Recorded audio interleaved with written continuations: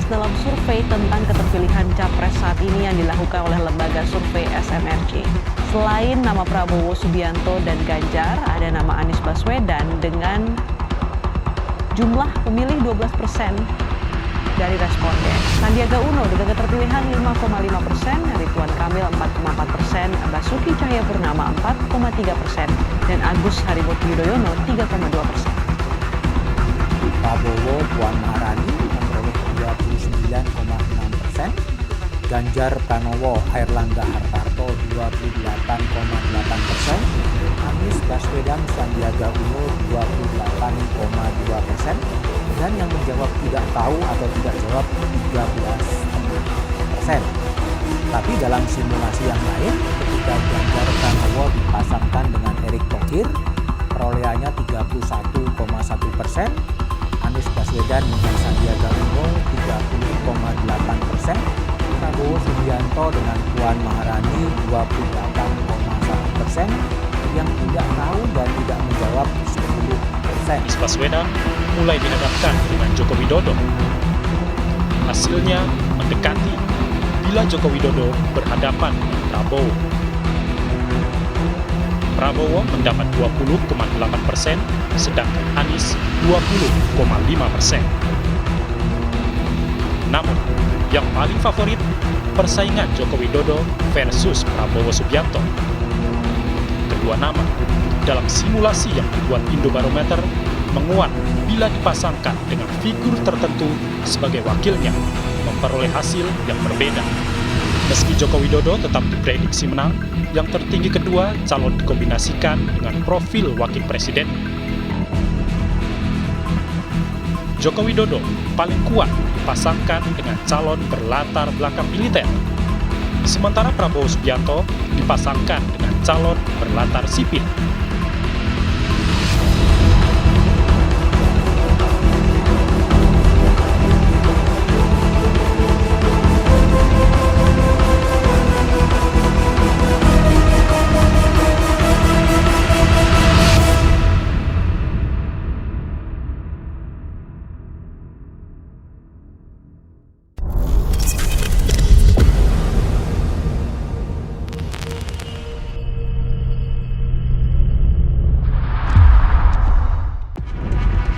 Adanya postingan Twitter menyebutkan kata-kata "makan babi" dan "jadi presiden" ramai dibincangkan di media sosial. Media-media online pun memberitakan. Postingan itu ditulis oleh Saiful Mujani, pendiri lembaga survei SMRC.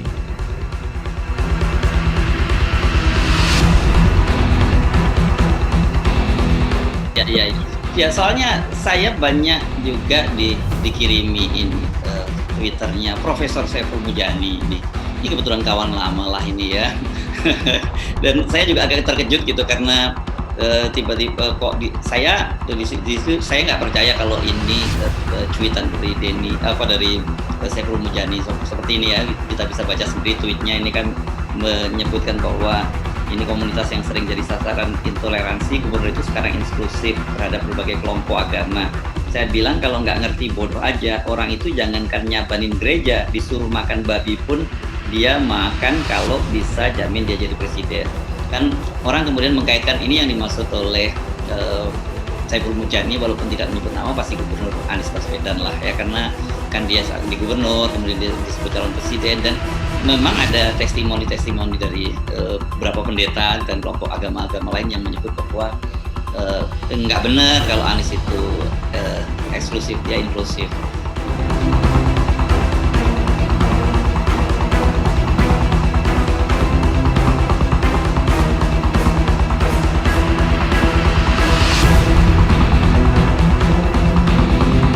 Pihak media massa, elit politik, termasuk lembaga-lembaga survei untuk bisa menahan diri, tidak menggunakan kesempatan dalam proses perhitungan ini untuk menampilkan perilaku yang melampaui batas hingga menimbulkan ketegangan dan apalagi konflik.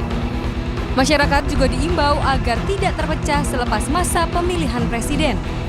Dalam kampanye seperti menjelang pemilihan presiden kemarin, kita terpisah karena mendukung kandidat yang berbeda.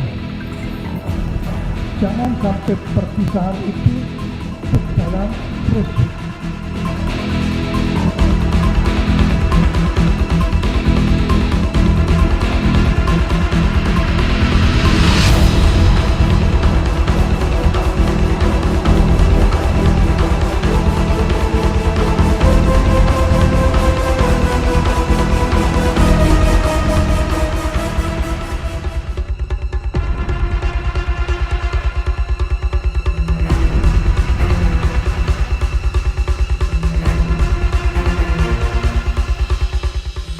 Ya sekarang orang disuruh milih percaya politisi atau percaya pollster, sama-sama tukang bohong, kan itu aja. Jadi poinnya ya saya kenal baik saya Mujani, ya Anies saya kenal itu, bahkan geng itu saya kenal itu Anies yang biasa dulu disebut geng Ohio Boys itu. Rizal Marenging, Denny dulu di awal-awal 90 saya pernah seminar bersama mereka di Columbus, Ohio, Amerika, dan saya tahu persahabatan itu di awalnya dalam upaya untuk membangun demokrasi di Indonesia. Tapi ketika semua pulang ke Indonesia lalu masuk di dalam blocking gitu, entah kenapa itu, mungkin ada soal pribadi atau ya pilihan bisnis, ya macam-macam lah. Dan tim ini sebetulnya berantakan. Tapi sama-sama kita tahu bahwa yang ada soal pilihan masing-masing tuh. Saiful Mujani akhirnya jadi profesor di UIN, Rizal Marenging jadi semacam intelektual Golkar karena posisi dia yang strategis untuk membuat Golkar itu tampil sebagai partai modern yang penuh pencitraan konseptual. Kira-kira itu. Lalu teman saya juga di NIA jadi top yang masuk dalam semua bidang sastra, politik, macam-macam itulah. Anies Baswedan kemudian tampil sebagai calon presiden. Jadi sebetulnya ini satu geng di awal itu yang saya kenal. Adanya ramai-ramai terkait postingan Saiful Mujani ini, dinilai Rocky Gerung sebagai sinyal adanya ketidakberesan dalam lembaga survei. Ia analogikan bahwa dalam beberapa hari ini, ada dua kemarahan yang muncul ke publik. Pertama, kemarahan Megawati Soekarno Putri dan kedua kemarahan Saiful Mujani.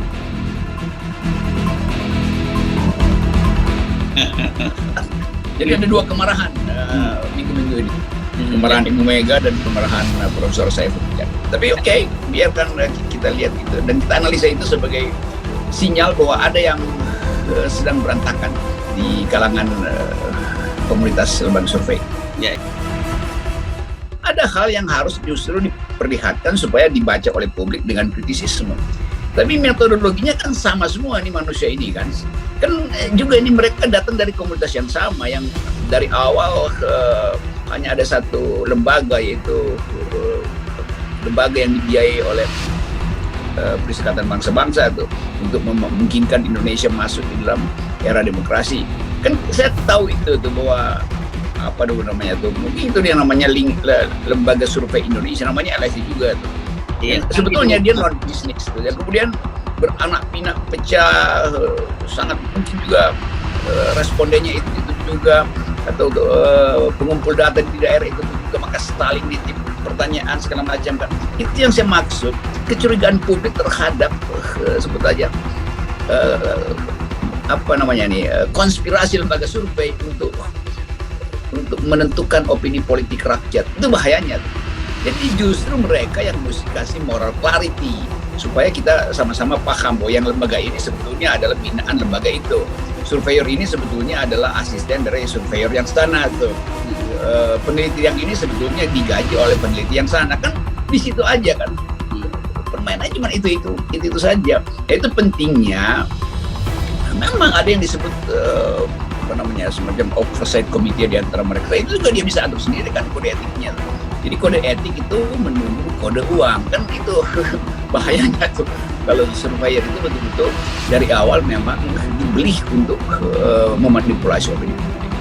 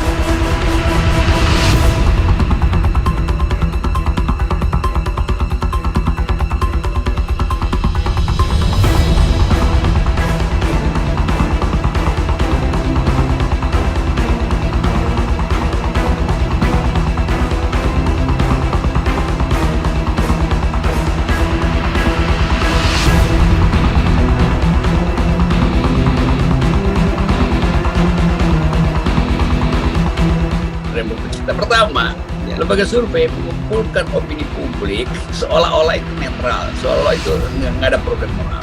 Saya beri contoh, bermoral nggak menanyakan kepada publik 3 periode bagus apa tidak? Ya nggak boleh ditanya itu. Ini ngapain ditanya? Membunuh orang boleh apa enggak? Kalau semua orang bilang boleh, akhirnya harus dilakukan. Memelihara peneliti dulu boleh enggak? Ya nggak perlu, peneliti itu masih harus pintar. Jadi ada pertanyaan yang memang nggak boleh ditanyakan, apalagi kalau udah dilarang konstitusi masih ditanya oleh lembaga survei. Kan itu intinya menggiring opini itu kemaksiatan pertama. Kemaksiatan kedua, kedunguan lembaga survei diberitakan oleh media, yaitu kedunguan lebih dungu lagi kan jurnalis itu kan. Jadi nggak ada filter sebetulnya. Sama halnya juga banyak talk show. Jadi kelihatannya penanya itu kendati seolah-olah hebat bertanya, tapi dia nggak ngerti soalnya. Jadi dia bertanya terus untuk hal yang sebetulnya orang anggap ngapain ditanyain, hal yang dengan mudah semua publik udah tahu tuh. Jadi seolah-olah ini dibikin heboh supaya bisa diatur opini publik. Jadi betul kita ada di dalam interplay atau percakapan-percakapan yang sifatnya maksiat politik.